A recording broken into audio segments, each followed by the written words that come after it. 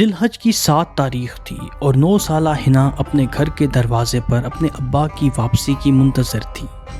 یہ اس کا روز کا معمول تھا۔ سائیکل کی گھنٹی کی آواز سنتے ہی اس کا چہرہ خوشی سے جگمگا اٹھا تھا۔ گزشتہ کئی دنوں سے اس نے اپنے ابا سے ایک فرمائش کر ڈالی تھی کہ ابا اس بار ہم بھی قربانی کریں گے۔ ابا کو گھر آتا دیکھ کر وہ بہت پرجوش ہو گئی تھی۔ استانی جی کہہ رہی تھی کہ عید قربان مسلمان بے وجہ ہی نہیں مناتے، بلکہ اس کے پیچھے ایک بہت اہم تاریخ ہے۔ حضرت ابراہیم علیہ السلام اللہ کے نبی تھے اور انہیں اللہ نے اپنی سب سے قیمتی چیز قربان کرنے کا کہا، اور حضرت ابراہیم علیہ السلام بنا کسی ہچکچاہٹ کے اپنے بیٹے حضرت اسماعیل علیہ السلام کو اللہ کی راہ میں قربان کرنے کے لیے تیار بھی ہو گئے تھے۔ نہ صرف حضرت ابراہیم علیہ السلام بلکہ ان کے فرما بردار بیٹے حضرت اسماعیل علیہ السلام کی بھی یہی خواہش تھی۔ ابھی حضرت ابراہیم علیہ السلام نے حضرت اسماعیل علیہ السلام کی گردن پر چھری رکھی ہی تھی کہ غیب سے آواز آئی کہ آپ اپنی آزمائش میں کامیاب ہوئے۔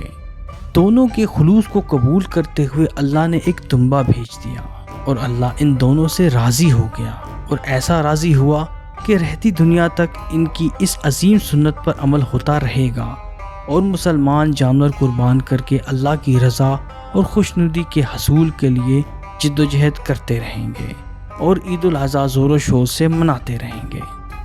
معصوم ہنا نے ایک سانس میں سارا قصہ جو اس کی استانی جی سے سنا تھا اپنے ابا کو سنا دیا۔ ابا، میں بھی قربانی کر کے اللہ تعالیٰ کی رضا حاصل کرنا چاہتی ہوں۔ ہنا کی اس معصوم خواہش اور صاف نیت کو دیکھ کر اس کے ابا کا دل بھر آیا، اور انہوں نے اس کے سر پر ہاتھ رکھ کر کہا کہ ضرور بیٹا، جیسا کہ آپ کہہ رہی ہیں انشاءاللہ ایسا ہی ہوگا، آپ بس تھوڑا صبر کر لیں، ہم قربانی ضرور کریں گے۔ ہنا ماسٹر اسد اور بیگم سلطانہ کی اکلوتی بیٹی تھی۔ وہ 4تھی جماعت کی طالب علم تھی اور ہمیشہ سے ہی پڑھائی اور دیگر سرگرمیوں میں ذہین رہی تھی۔ ہنا کے والد گاؤں کے اسکول میں ماسٹر تھے اور والدہ گھریلو خاتون تھیں۔ یہ تینوں گاؤں کے وسط میں ایک چھوٹے سے گھر میں رہتے تھے۔ گاؤں کے لوگ بہت محنتی تھے، لیکن گاؤں میں سہولیات کم تھیں اور زیادہ تر لوگوں کا ذریعہ معاش کھیتی باڑی تھا۔ ہنا نہ صرف خود پڑھائی میں تیز تھی بلکہ باقی بچوں کی بھی پڑھائی کے سلسلے میں مدد کیا کرتی تھی۔ اپنی اچھی خوبیوں کی وجہ سے گاؤں بھر کے لوگ ماسٹر اسد کی بہت عزت کیا کرتے تھے۔ سب کو یقین تھا کہ ہنا جیسے اپنے والدین کے لیے باعث فخر ہے، ویسے ہی بڑے ہو کر وہ پورے گاؤں کے لیے بھی باعث عزت بنے گی۔ ماسٹر اسد ہنا کی خواہش کی تکمیل تو کرنا چاہتے تھے، لیکن انہیں کچھ مالی تنگی کا سامنا تھا۔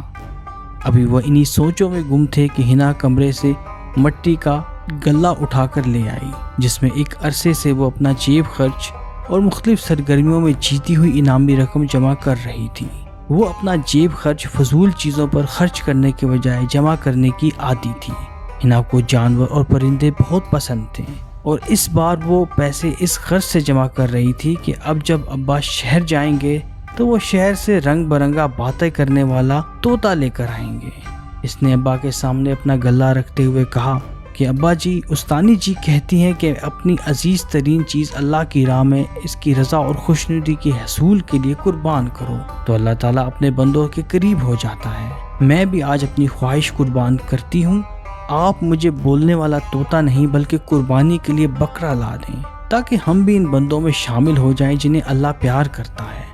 اپنی معصوم بیٹی کا اس قدر بلند جذبہ دیکھ کر ماسٹر اسد کی آنکھیں بھر آئیں اور وہ اس کا ماتھا چومے بغیر نہ رہ سکی۔ آج انہیں سچ میں ہنا کے والد ہونے پر فخر محسوس ہو رہا تھا۔ عید قربان محض ایک عید کا دن نہیں، یہ ایک قربانی کی یاد دلاتا ہے۔ یہ دن ہمیں بتاتا ہے کہ اللہ اپنے بندوں کو آزماتا ہے۔ زندگی میں مشکلات اکثر اسی لیے آتی ہیں تاکہ انسان ان سے سیکھ سکے اور اپنے آپ میں بہتری لا سکے، اور اپنے راستے میں آنے والی ہر مشکل کو پار کر کے نیک نیت اور خلوص کے ساتھ اپنا مقصد حاصل کر سکے۔ آئیے اس عید قربان پر اپنے تلخ لہجے اور رویے بھی قربان کرتے ہیں، تاکہ ہمارے ہر عمل کا مقصد صرف اور صرف اپنے اللہ کی رضا اور خوشنودی ہو۔ شکریہ۔